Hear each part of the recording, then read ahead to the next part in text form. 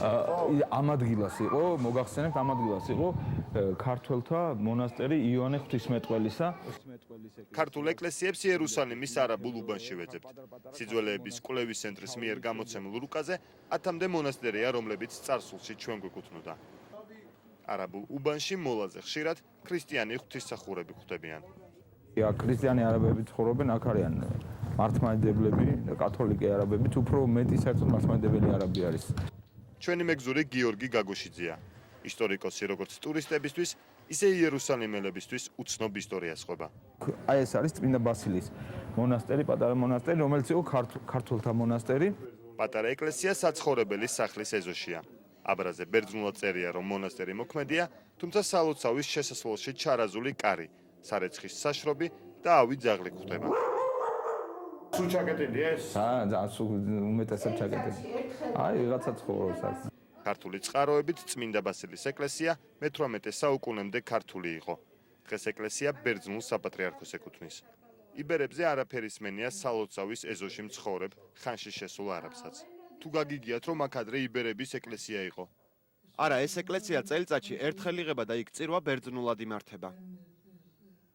აი ეს არის, ნახეთ, ეს ძველი კედელი, ძველი წყობა როა, აი. ეს არის წმინდა ნიკოლოზის მონასტრის კედელი. რუკაზე დატანილი მეორე ქართული მონასტერი წმინდა ნიკოლოზის ეკლესიაა. ისიც ბერძნულ საპატრიარქოს აქვს ჩარაზული და საცხოვრებელი სახლის ეზოში დგას. წმინდა ბასილის ეკლესიისგან განსხვავებით, ამ მონასტრის ქართულ წარმომავლობაზე ისტორიული წყაროების გარდა კედელზე შემორჩენილი წარწერებიც მიუთითებს. აი ეს ნახეთ, აწყურისა, ღვთისმშობლისა კანდელაკსა შეუნდნეს ღმერთმა. წარწერა კედელზე ასომთავრული ამბანით არის დატანილი. მეცნიერების ვარაუდით ის ქართველმა ბერებმა მე-14-მე-18 საუკუნეებს შორის დატოვეს. ეკლესიის ახალი მფლობელი ბერძნული საპატრიარქო ქართული კვალის წაშლას არ ერიდება. ეს წარწერა ზემოთ დაზიანებული აქვს წმინდა ნიკოლოზის ახლად ჩასმულ ხატს კედელში, ხედავთ? ქართულ საპატრიარქოს მე-18 საუკუნისთვის წმინდა მიწაზე ყველა მონასტერი და სალოცავი დათმობილი ჰქონდა. ნაწილი გაიყიდა, ნაწილი იჯარით გაიცა, ნაწილი კი მიატოვეს. დღეს ეს ბერძნული ეკლესიის ქონებაა. წმინდა ქალაქის ისტორიიდან ქართული კვალი ნელ-ნელა იშლება. თუმცა პოსტსკრიპტუმისთვის მიცემულ ინტერვიუში იერუსალიმში ყველაზე გავლენიანი ბერძნული ეკლესიის პატრიარქი ოფიციალურად პირველად ადასტურებს, რომ წმინდა მიწაზე ქართული ეკლესიები არსებობდა.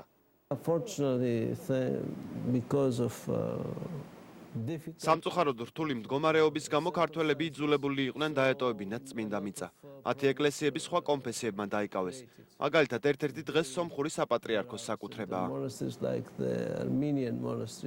ყველაზე დიდი ქართული ეკლესია დღეს სომხური საპატრიარქოს ხელშია, თუმცა უმრავლესობა ბერძნებს ეკუთვნით. დაზიანებული წარწერებიც ბერძნულ მონასტრებში აღმოჩენილი. ერთ-ერთი ვანდალური ფაქტი პატრიარქის კაბინეტიდან რამდენიმე მეტრში დახურულ შიდა ეზოში მოხდა. აი, ეს ქართული წარწერა. მე-17 საუკუნის ეს წარწერა ადასტურებს, რომ წმინდა ნიკოლოზის ეკლესია, რომლის კედელიც საპატრიარქოს ეზოში გადის, კახთა დედოფალმა ელენემ აღადგინა. ქართული კვალი 2002 წელს ისტორიკოსებს მოშლილი დახვდათ. დღეს კედელზე ორიგინალის ასლია. ეს არის რაღაც გეგმაზომიერი წაშლა ქართული კვალისა. ეს არის საბუთი იმისა, რომ ქართველების კუთვნილი იყო ეს მონასტერი. ეს არის ოფიციალური წარწერა, ეს არ არის პილიგრიმული მინაწერი. ეს ხდება იერუსალიმის საპატრიარქოს, ბერძენთა საპატრიარქოს დახურულ ეზოში, დიახ. რუკის მიხედვით იერუსალიმის ლაბირინთში ქართული ეკლესიების ძებნას განვაგრძობთ.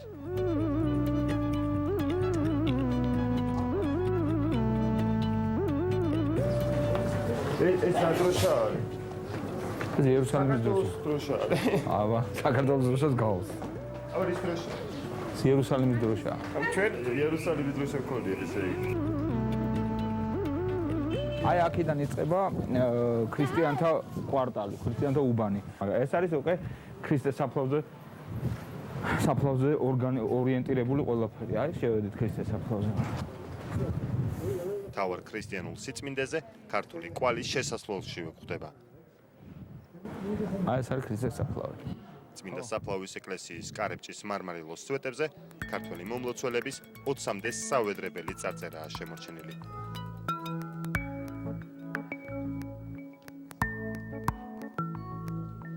შიგნით ამით ეკლესიაში ჩვენ ქართული არაფერი გვხვდება.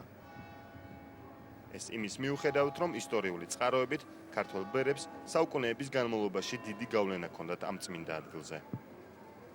აი ეს არის გოლგოთის ნიში, აი ზემოთ ხედავ და ამის ქვეშ არის უკვე ადამის საფლავი. ეს ორივე თითქმის მე-17 საუკუნემდე, მე-17 საუკუნის შუა ხანებამდე ქართველებს ეკუთვნოდათ.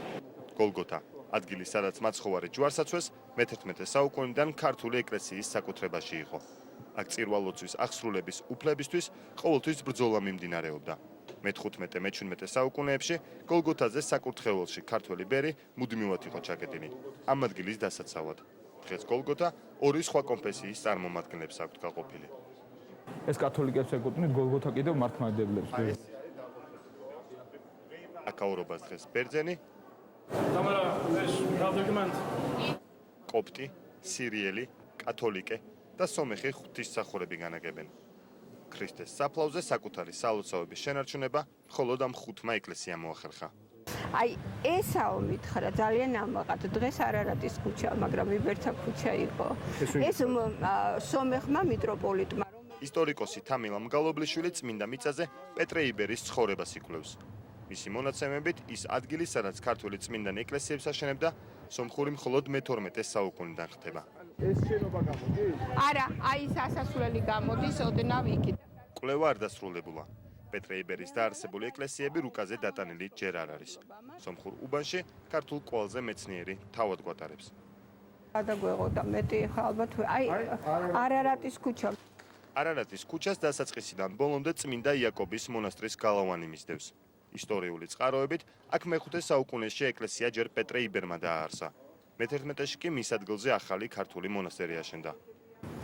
და აი ეს კედელი თქვენ დაყოფა. ეს არის იაკობისა. კი, აი ეს არის ყოფილი ქართული დღეს სომხური მონასტერი. იაკობისა, წმინდა იაკობი. დიახ, ქართველებიდან დავით. ძალიან სასი აქ ცხოვრობთ. თეა კურდღელაშვილს ეროვნებით სომეხი მეუღლე ყავს და უკვე მეორე წელია არარატის ქუჩაზე ცხოვრობს. იმის შესახებ, რომ მისი სახლის გარშემო 20-მდე ყოფილი ქართული ეკლესია პირველად იგებს. იქნება წლების განმავლობაში ვერე ისე დავიბრუნოთ. მე ვიცი, ალბათ ძნელი იქნება, მაგრამ იქნება ახალიაში. წმინდა მიწაზე ახალი ქართული კვალის ზებნას იერუსალიმის ფარგლებს გარეთ გავყავართ. პალესტინაში ჩვენი გადაყვანა მხოლოდ ისრაელის ეროვნებით არაბ მოქალაქეს შეუძლია. მანშმა ჯონისთან ერთად ჩეკპოინტს თავისუფლად გავდივართ.